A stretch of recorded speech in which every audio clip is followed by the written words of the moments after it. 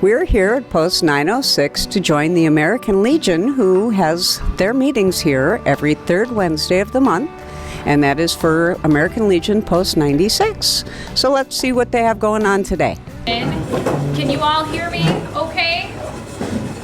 Yes? Yeah. Okay. All right. So again, I'm Destiny Doring. I'm the Services and Fundraising Coordinator at Prince of Peace Retirement Living. Not sure how familiar you are with Prince of Peace, but we are a 501c3 nonprofit organization. Our development came from a study done by the city of Hutchinson, and they had found that there was more independent senior living options that were needed, specifically being independent. And with that, Peace Lutheran Church decided it was their mission to create that option. So with that, they put together a board who went ahead and made Prince of Peace Retirement Living into a standalone nonprofit organization. Moving forward now, we are established. We are a sustainable business. We are going to be expanding. With that expanding, we are wanting to have more outreach to seniors within the community. And so with that, we are already planning on adding in a larger family room, exercise room, tub room, and then updating / expanding our Commons Lounge. We do a lot of different events and group hostings that we like to be able to invite all seniors in, not just our residents. One of the big events that we do is our Veterans Day event, but also making sure to invite them to all other options that we have. So where you fit in is we are trying to raise those funds. We already have the place that we want to have it. We have the seniors who want to come in and be part of these different programs. We have created the different options, which I will move forward with, and now we're just simply looking for that support, which is why I'm here. To start with, I'm just kind of showing you our Commons Lounge area. This area right now, we host, Wii gaming things, Wii gaming parties where they do the Wii bowling, Wheel of Fortune, things as that. They lounge with friends. We have free Wi-Fi in that area. Can you guys see this okay? You want it darker? Well, I was just making sure you can actually see the PowerPoint. Up here I can see it, but... Yeah, that's better. Okay. Much better. I just want to point this out because you can see it's kind of a smaller, congested area. Get, 4 or 5 people in there, it becomes quite tight. So this space is going to be expanded. And in addition to expanding that area to allow more space for people to lounge, to hang out with friends, there's also going to be digital signage that's going to come up. And that digital signage will be large and noticeable and easy for seniors to read so that when they come in, they'll see what daily activities we have going on, where they'll be going. If there's any other community events going on, instead of having like flyers and things hanging up, we're going to be scanning those in, having them in there. Church events, Legion events, things like that. We'll have all of that readily available if anybody wants us to be able to advertise or promote those things. So this is one of the areas that we're looking for some funding. Next room is the exercise room. In this area, we plan on hosting our range of motion exercise program, which is 5 days a week, different times. Again, not just our residents, but everybody is welcome to come in. We are going to be offering Tai Chi and Tai Chi Chuan classes, which aim towards specifically helping with balance and strengthening those cores so that people don't have to worry so much about falling. We'll also have the option of independent exercise. We've already got a treadmill, we've got a new step, or it's an off-brand of a new step. And this is actually where we'll move the Wii gaming to, so that there's more space, it's more accommodating, so that when people want to be able to get real competitive and move around, they don't have to worry about, being too close. The next room is the tub room. This has been something that has been asked for since 1998 when Marlene had just started. For many seniors, having that option of having a senior-friendly bathing option. So we are going to be getting in a walk-in tub, which will have a garage door style door on it where it will go down. The person will be able to go inside, It'll have a heated seat, so as the door comes up, it will fill up quickly and it also empties quickly. In addition, we want to put in a hand washing or a hair washing sink that will make it easier for those who have shoulder issues that are restricted, only able to bring their hands up so far. They'll be able to have a family member, a friend, whoever be able to assist them so they don't have to constantly make beauty shop appointments to simply wash their hair. So, next room is the family room.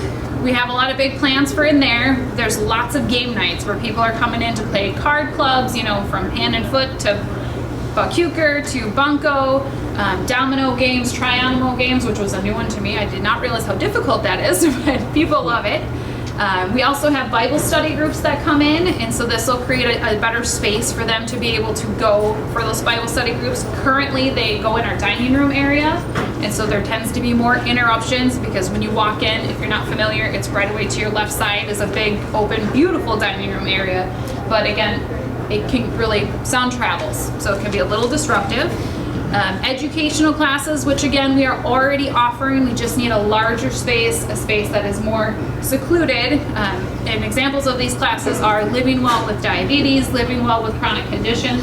Again, all of these options, these classes, they are free to not only our residents, but all seniors who want to partake. So generally there's sign up and information at the local hospital, the senior center, so just to keep that in mind. And then also our movie events, we'd like to move that there also, because again, that was in our Commons launch to begin with. So people come in, you get that cold draft. So just a nice bigger space, more comfortable seating, and have freshly popped popcorn. Everybody loves movie style popcorn, so that would be a nice feature to have there. In addition, also we're on year 3, Marlene and I had started a support group called Aging Adults and Parents, where we have different guest speakers come in each month and offer free education from, you know, this last month we had a physical therapist coming in offering different exercises that are highly recommended, to a dietitian talking about nutrition as you age, to attorneys that answer questions about, you know, finances as you age, things like that. And then I'd just like to state that we are doing our homework, we're getting out there and talking to people. We are already receiving some donations. Right away we received donations for the tub room, because again, we've had people readily and waiting for this option to be available. We did receive a donation for all of the digital signage, because a lot of people feel that it's very important to be able to promote those different events throughout the city. And we've received some individual donations. I have other meetings and people that I will be meeting with. And I just want to note that, you know, we are doing this expansion. We already plan on having these rooms. We've already got the programs in place for people to come in and enjoy for free. We're simply just wanting to make them better by trying to receive some donations to help make it better, more comfortable, and just update things. And that's all I have. I didn't want to take up too much time. Do you guys have any questions? I want to point out that in that handout there, there is a brochure about us, and then there's also the budget plan for the breakdown of different things that we're looking for funding for. So we are happy to accept any size donations if you feel so inclined. Yes. I'd just like to say my mom has lived in Prince of Peace for a number of years. I don't even know why she's in an apartment. She's always running around doing things. You can almost never get a hold of her. So it's a very good place. Can't endorse it enough. Thank you. Yes. How would somebody get a hold of you? How would somebody get a hold of me? Yeah. Well, you can simply call the office, and then they let me know that you're on the phone for me. You can email me. Either option is there. My business card is also attached in that handout, and it's got the email and phone number right on there.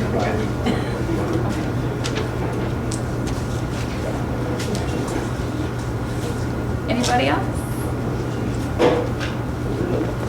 Thank you. Inviting me. No, not a problem. Thank you, Joel. I'm with the Armed Forces Service Center at the airport, and we have a facility for traveling military personnel who are wanting to get away from the hubbub of the airport. We have a little area up on the mezzanine level, up by gates C26 and then A1. Also, near the walkway down to the B concourse. And so we're up on the mezzanine level. I would call it the second floor, but they, of course, have fancy names for it. Right by the elevator. Right by the elevator, yep. Yeah. Sounds like you might have been Not there. that I've been there or anything. Oh, No, it's okay. Right by the elevator. Yeah, he just spends a lot of time in the airport. Hey, now. Go ahead. He just spends a lot of time in the airport. Oh, okay. I have a wife who makes more money than me. Well, good. That's a very good thing that she makes more money I than feel you. like it is. Yeah. I like being a cat man. I mean, look at how pretty I am. I do use like. I don't want to burst your bubble, but... Oh, bro, come on. Okay, the Armed Forces Service Center was started about 49 years ago. It became an organization due to efforts of a lady who lost her son in Vietnam, and her son had written a letter to her before he died about the fact that the Minneapolis-St. Paul Airport didn't have a USO. And she got together with a bunch of military people, active duty, I believe there was a Marine Corps general, and some other active duty personnel, reservists, and they went to the Airport Commission.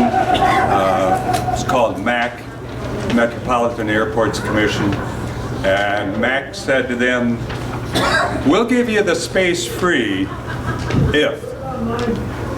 They had to prove to MAC that they could get enough volunteers to keep the doors open 24/7. They had to prove to MAC that they had enough money to keep the operation going once they started it, because, as you know, government agencies don't like to be embarrassed.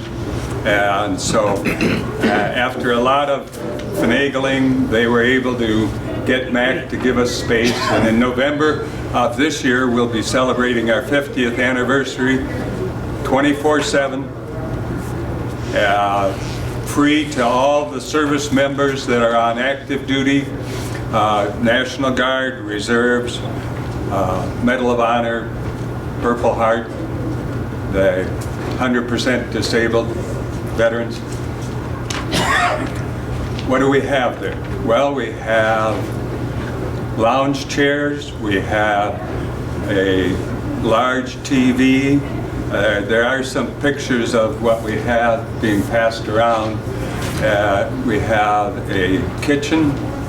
In the kitchen we have bagels, we have hot dogs, we have turkey sandwiches, of course PB&J, gotta have that. Now in the new center, because we have extra space, we put in a little place for kids to play. And we've got a little area so that if the young troops are traveling with their family and they have little kids, they can be there and they don't have to worry about the noise that the kids make. It's not going to disturb anybody else. We've got 30 bunks for men, we've got 10 bunks for women. Each of the separate bunk rooms have a crib for young children. We also have an area in case we have really bad weather and a lot of troops have to come up to us for an overnight stay.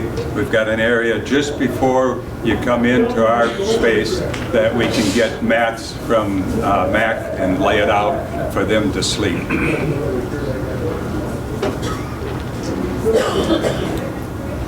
We are a 501c3 charitable organization. We appreciate the donations that the auxiliary and the post have made in the past. I'm asking you to continue making those donations. If you happen to have any friends that live in the Twin Cities area and would like to volunteer, we need volunteers. We have about 180 volunteers right now, but because of the new space, we're trying to get 3 volunteers a shift. In the past, we've only used 2 volunteers. Well, one of the reasons we need the 3 volunteers is because let's pretend you were coming in from California and you were visiting at home and you had luggage, but it was bad weather so nobody could pick you up from Hutchinson that night. You've got your luggage, you can't go back through security because you don't have a ticket for the next day. Our baggage room that we have downstairs is secure, and so one of the people from up on the mezzanine level has to go down through security, go down to baggage claim, and open the door for you so you can put your baggage in there. And then we get you what's called a gate pass so that we can get you up into the service center.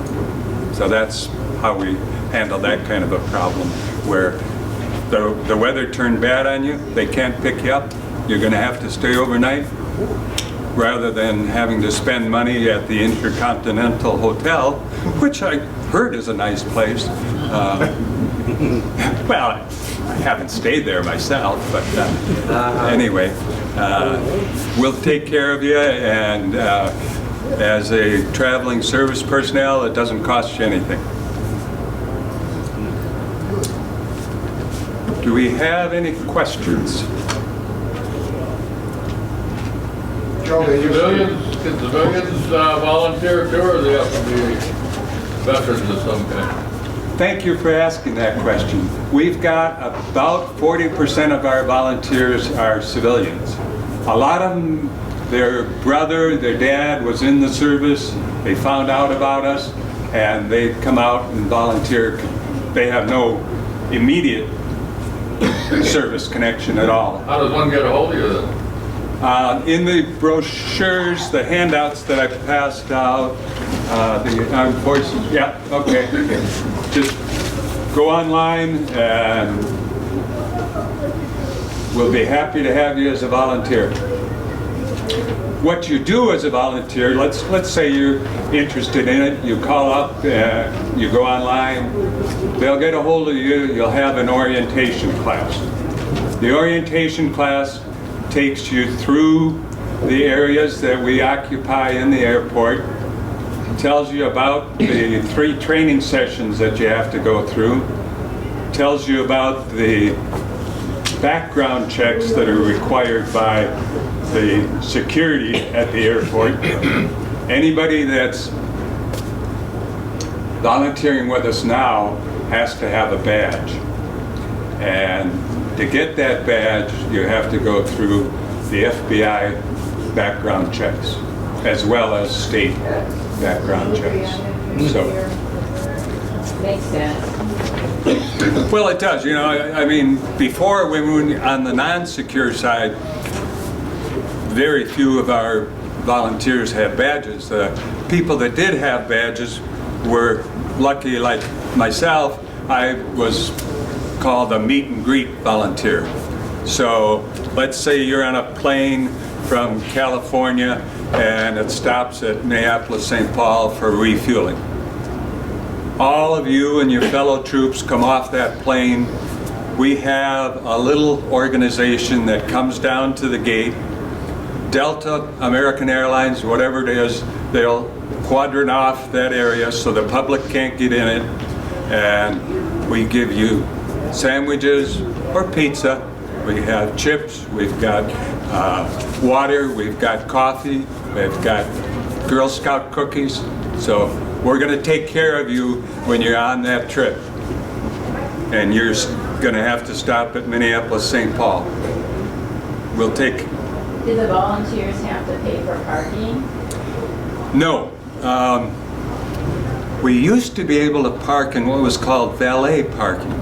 But as you may know, there's a bunch of construction going on at the airport, huh? Yeah. Yeah, you see that. Okay. So now we have to park in, well, any of the normal parking spaces. And then when you come up to the center, you fill out a little form and you get a free voucher. They said that we were going to have valet parking again in spring. Unfortunately, they didn't attach a year to that street. So we don't know when valet parking is going to reopen for us. There is an exception to that rule. Let's say you happen to be a person that has mobility problems and you have a handicap sticker. So, yeah, then they can park in valet parking. Then they just go up to the second level with the elevator, and then they come across and go through the north checkpoint.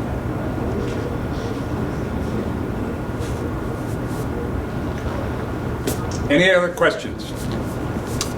Well, thank you for listening, and if you have any questions, please get a hold of me.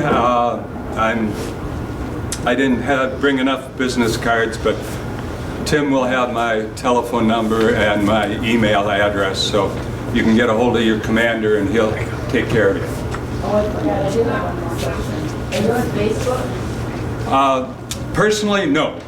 Yes, the Armed Forces Service Center is on Facebook, yes. Yeah. I kind of shy away from that stuff. Thank you. Thank you, Joe. So in November of 2018, we had approximately 1,246 customers. In November of 2019, we had 1,689 for a 35% increase in customers because they didn't have to go through security. Exactly. In December of 2018, we had 1,253 customers. In December of 2019, we had 1,974 for a 57% increase in the number of people that were using the center. And that's basically because they don't have to re-go through all of the checkpoints to security and things like this. Now, if I go to the Minneapolis airport and I'm going to meet a friend of mine who happens to be service connected, can I go there and wait for them? You can go there and wait for them. It's on a space available basis. Okay. So that if we happen to have a lot of troops in there, we'll have you wait in the room just before you get to us. When you get off the elevator, there's an open space that we have an agreement with MAC that if we have overflow, we can put our people out there. Okay. And then if you're coming in, you're just new to Minneapolis, you can stop into this place and check it out. Right. Mm-hmm. Now, is there a fee to go in there? Do you need... The Armed Forces Service Center is free for all active duty troops, National Guard, Reserves, Medal of Honor winners, Purple Heart winners. We do ask a donation from the retirees. Okay. And otherwise, yes, everything we have is there free for the military. Now, this does cost you money, though. Yes. Our operating budget is, in round figures, $160,000 a year. Okay. Now, how do you raise this money? Or we go around to American Legion posts, auxiliaries, we go to corporations, we talk with the VFW, we talk to the DAV. And then personal businesses, donations. right, personal donations, yeah. Okay, and we will put on the end of the show here, we will put a link to your organization as well to help if we can get some donations with you. I want to thank you very much for coming out here. I know it's a long drive from St. Paul, Minneapolis, so we appreciate all the time that you've given us. Well, you're welcome. We did have something that I omitted. We help with the Medal of Honor, not Medal of Honor, I'm sorry. We help with the flights to Washington, D.C. for the World War II and the Korean War veterans. We get out in the morning and help them. We get coffee for them, and sometimes we have rolls, sometimes we have other treats for them, as well as if once in a while we come across a person that's been killed in action and the family has the casket flown into Minneapolis, St. Paul. We have a crew that goes out there that helps at fire station number 1 at the airport. We set up, we'll have coffee, soda pop, pretzels or chips. Sometimes we have sandwiches, we have pizza for them. It varies, but we have snacks for them so that they know that the Twin Cities area cares about the veterans that have been killed in action. We've had a couple repatriated remains from Pearl Harbor. So that was real interesting to talk with the families of those folks that were... Definitely. And show respect for all those involved from every generation. Yeah. It's very nice. We coordinate with the police department, with the airlines. I'm sure you're familiar with the Legion Riders. They also come out with us, and it's been a great service for the veterans community. Well, thank you. Thank you very much. We appreciate all your help. You're welcome. Thank you.